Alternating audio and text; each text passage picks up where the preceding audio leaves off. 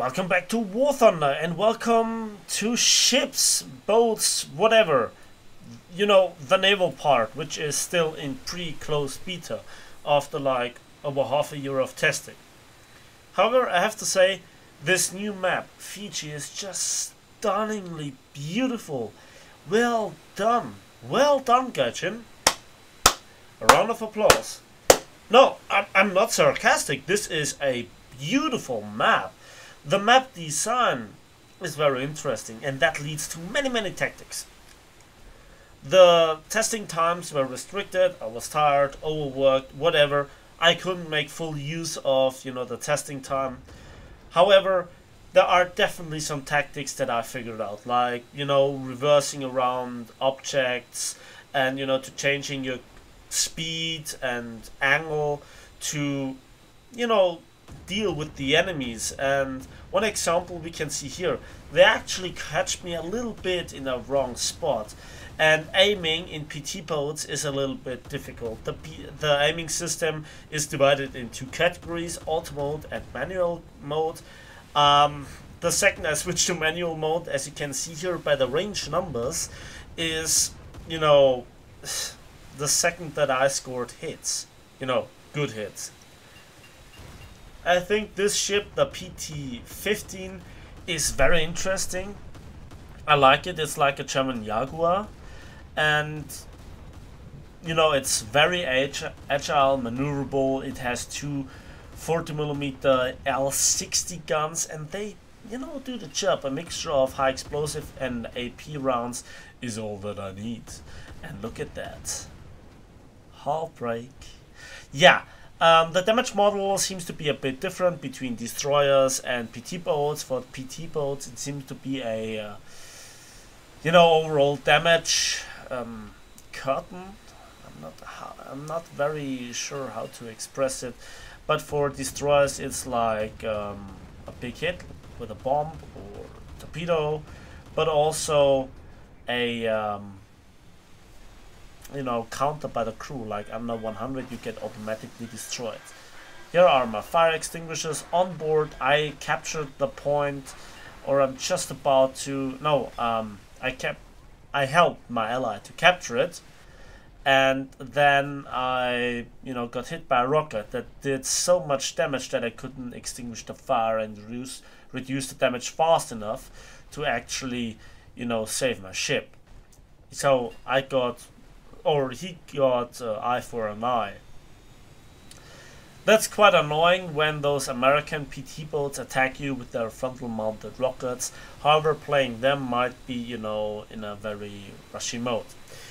Then there are certain facts, or just simply recommendations that I would give to you. First of all, when it comes to the airstrike capabilities, Japan is restricted. They are not that bad for taking out one target only, but when it comes to deal with multiple targets, it's a bit tricky, because they mostly have one bomb/rocket run, and that's it. I made a video about it, the Japanese CAS problems. It's still there. Yeah, a little bit of banter here in the chat. The thing is, Japan in air forces still have that role of locking down the enemy air superiority and getting air superiority, but then they have CAS problems. But it's not like a very strict thing. So here I'm firing at destroyer. He swings his ship around. I do damage to him, but it's no critical, really feelable damage for him. And yeah, he hits me with AP rounds, and AP rounds, well, they do the job. But look what I'm doing right here. I'm using the islands, and that is something that I learned as a destroyer commander in World of Warships, using the environment and so on. But how to really use it, that is still to be learned. There are many things that will get changed, that have to be changed. The lineups, the nations, thankfully this time we have no German AfD or some stuff like that. Although it would be quite interesting how an AFD would deal with a destroyer. So I reverse around the engine, then accelerate again, and I'm just observing where are the enemies, where are the destroyers. And observing the minimap is very important. So I figured out, well, I'm not quite sure what he's doing, and I reverse, and I just, I'm thinking about using my torpedoes, but how to do it, you know. So assign your key bindings correctly. For me it's Q, and dropping the torpedo is with the spacebar, or Leer in Germany. So I throw a torpedo roughly at the prediction line, roundabout now, and then I actually, well, I made the mistake of underestimating where he is, and I just wanted to go into cover again. I accelerated, but he swings his turret around. I shoot. I try to take out the turrets with the AP rounds, and yeah, then he hits me with one shell, and the second shell takes me out. Damn you, Fletcher. However, the Torp is still running, and there he got hit by the Torp, and it actually takes him down, as he will confirm in a few moments in the battle. So then I go into the Yugumo. I'm sorry, Japan. And I'm shooting at destroyer. The first shots actually hit and do damage, and then he beaches himself. He seems to be really wrecked at this time. Yeah, the water splashes up and down on him, and the compartments get blackened out, and I get an enemy kill assist. So what is the Yugumo about? Yugumo, I'm sorry, Yugumo, it's Yugumo.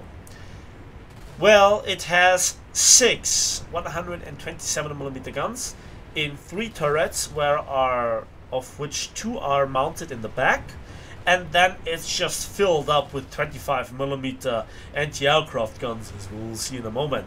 But there is no real mid-range AAA, so no 40mm or something like that. There are no airburst rounds for the 127mm, granted, not even for any other nation. And again, it comes to the key bindings. If you want to take over manual control of the AAA, you can assign key bindings to it. There is the confirmation that I actually hit him with the torpedo in chat. My big thing hit him. Yeah, there is Panther in the chat. And then you can see my AAA is opening up, but it's kind of firing backwards.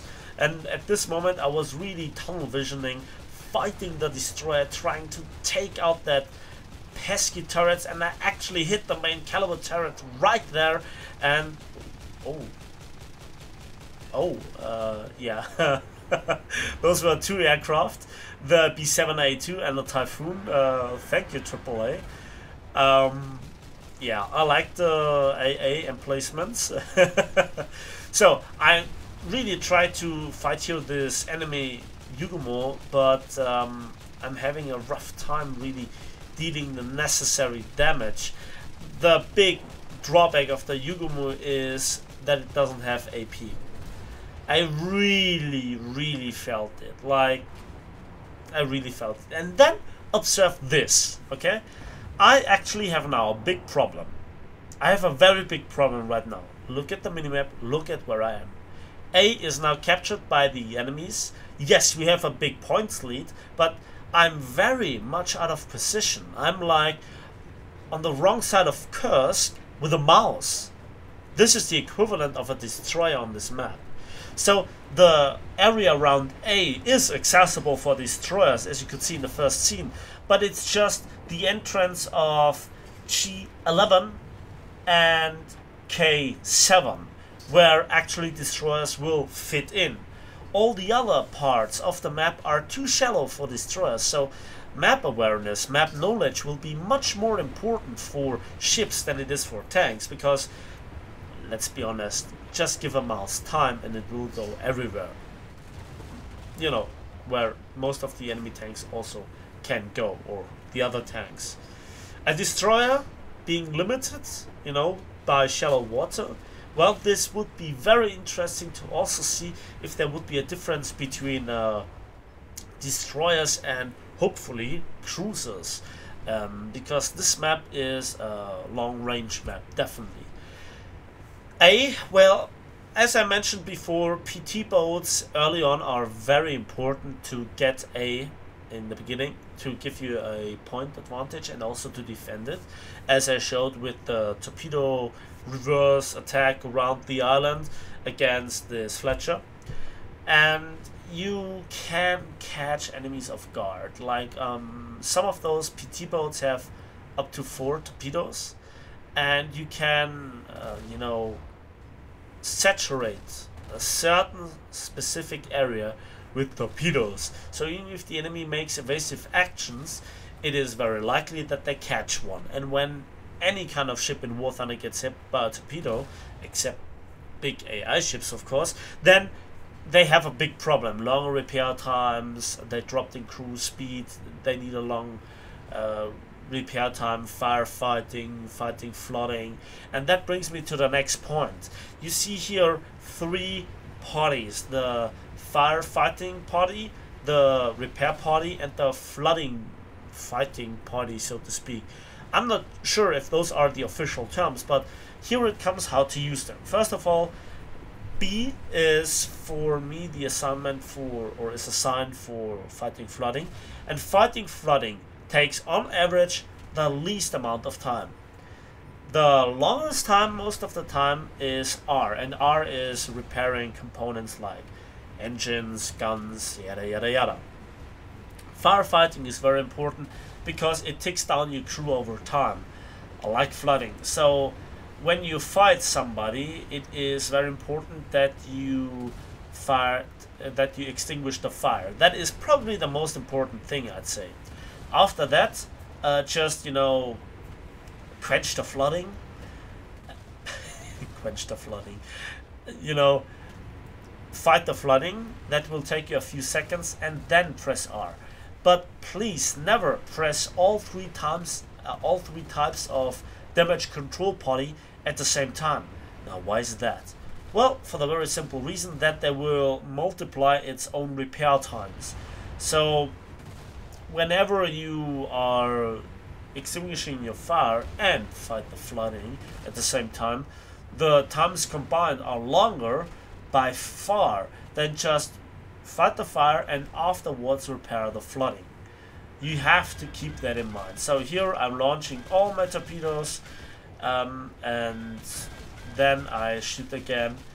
Then I press firefighting eventually with the empty key. You see here my key bindings are not optimal. My engine gets damaged, so launching torpedoes and fighting fire is the same key binding.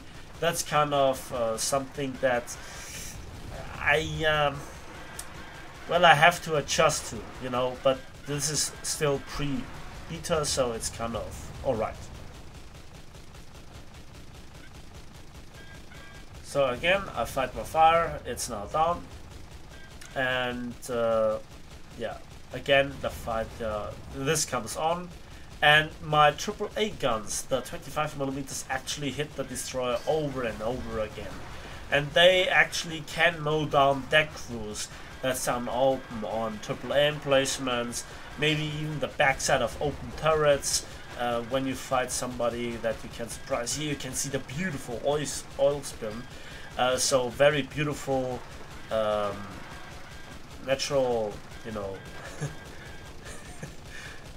you know, it's not very natural, environmentally friendly material that I here release into the seas, but it looks beautiful.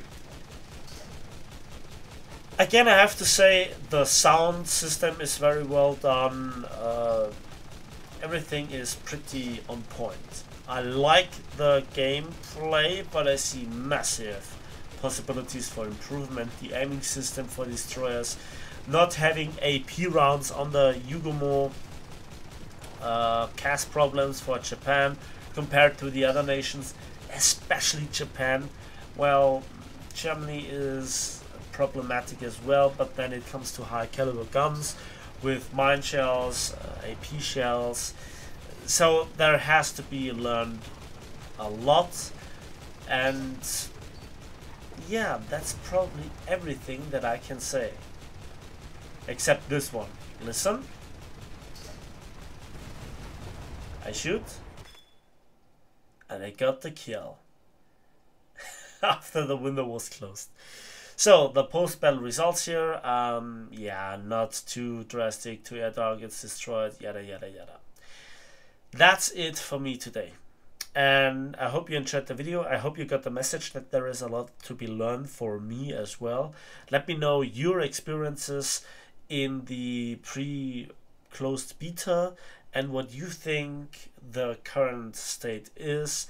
What do you think about the new map designs and kind of the lineup that now seems very much more useful to me personally than tank lineups? And you know, this is a very personal thing, but I like PT pods. They still have a place in this kind of map design, and we saw this in the previous iteration of the pre-closed beta test, and I liked it. As usual, please give this video a like if you did, subscribe if you want to see more, and we'll see each other on the seas of War Thunder.